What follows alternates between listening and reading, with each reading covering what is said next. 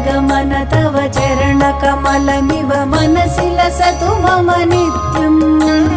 गरुडगमन तव चरणकमलमिव मनसि लसतु मम नित्यम्